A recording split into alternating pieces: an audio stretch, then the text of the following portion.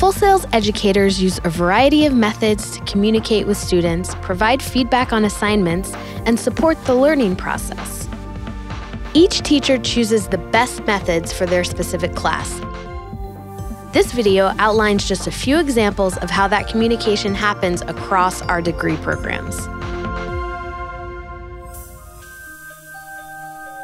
What makes learning online at Full Sail so unique is how it is a very flexible schedule while you're learning a very demanding skill.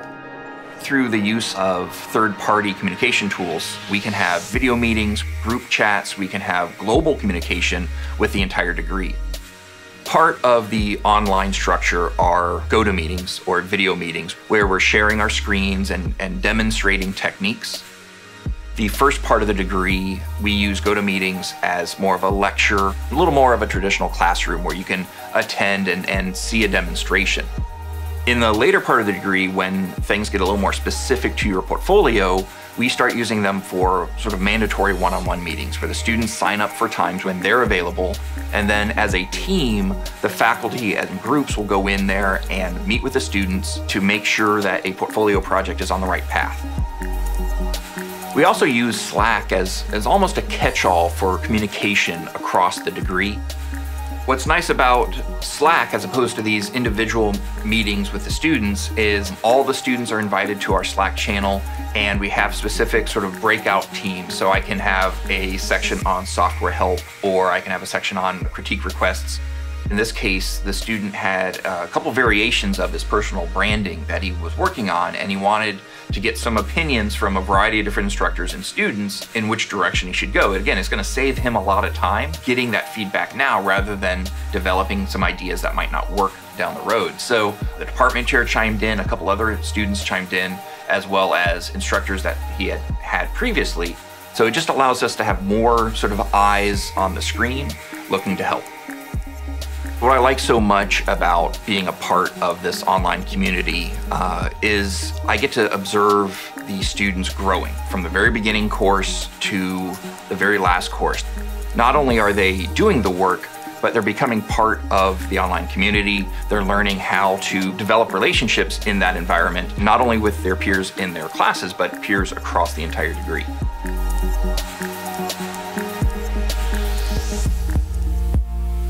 As an online student, you have access to your instructors just like you would have if you were a campus student. That means that the instructors hold office hours. Some instructors have office hours 9 to 5. Some instructors have office hours on the weekends or at night.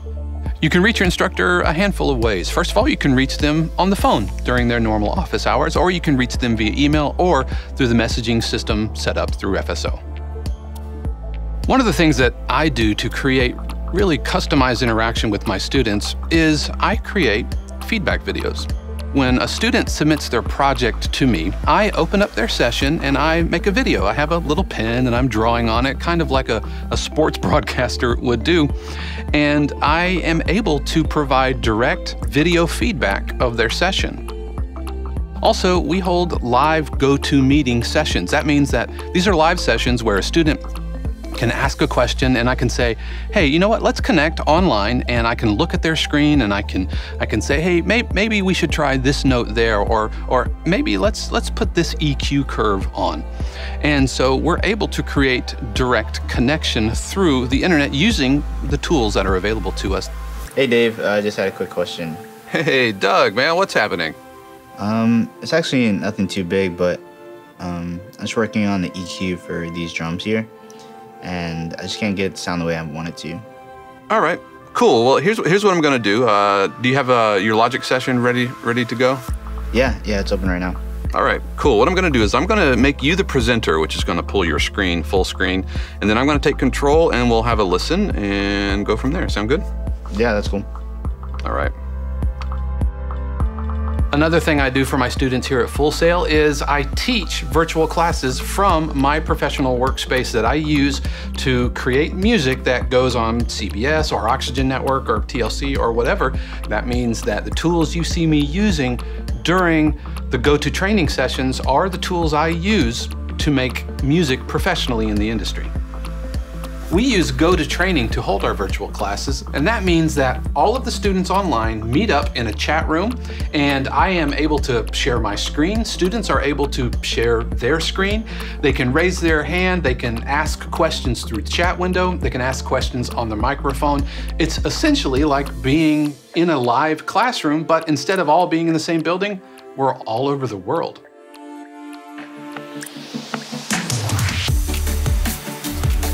One of the things that makes the online experience for specifically game design and development at Full Sail interesting are the tools we have access to. We use the tools that gamers are used to. In the final project, when people are giving presentations or they're doing their final presentations, we've been using Twitch to Twitch stream those so people can join in and kind of in real time interact with the people who are presenting and ask questions. Discord is kind of the go-to communication for gamers, and actually it was made by a Full Sail grad. It gives us what we need. It gives us voice chat, it gives us screen sharing, gives us text-based interactions if we need them. If you've ever programmed, you know that the smallest mistake can make it so that you can't work anymore. And when you're at home alone and you don't have any other peers sitting next to you that you can discuss this with, that can be pretty frustrating. And the great thing about Discord here, we have this little team for my class, a channel for my class, and you'll see a lot of students will start helping each other. If I'm not available or another instructor's not available, other students that are just sitting there in the channel will start helping each other. One of the things I'm really excited about, specifically with game design right now, because we're using this strictly in game design just to see how it goes. We're using a product called Roomy, which is a virtual reality teleconferencing software, which allows online students to, through virtual reality, join a classroom, a virtual classroom. I even have tools that I don't have in the real classroom, because in the real classroom, I'm kind of stuck to projectors and whiteboards. In this space, I can actually draw in 3D. And I can bring the scenarios with 3D models in and start playing with them. And I have students walk around those 3D models and walk around the concepts that I'm talking about. A lot of the times mathematics is difficult to envision. And in a virtual world, I can draw that up a lot better than I can in a 2D world. So there's some really interesting things we're doing with virtual reality and trying to, again, bridge that gap between the on-campus and online experience. And I think virtual reality, and specifically I think Roomy is going to play a big part in that.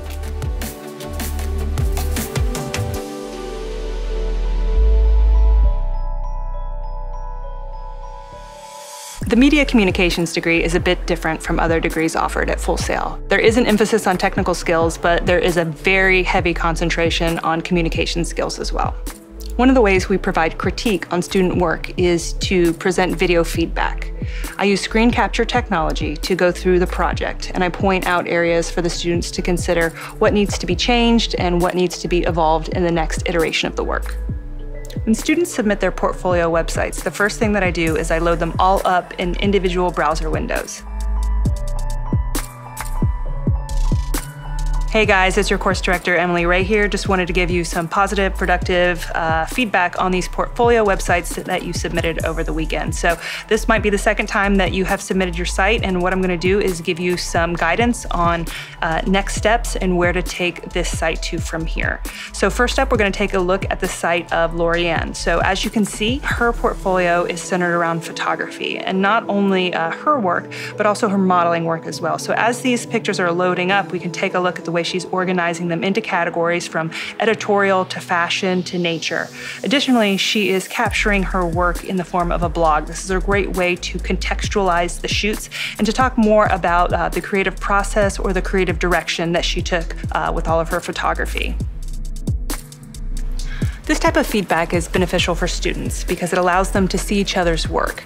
It allows them to learn from their mistakes and each other's design choices.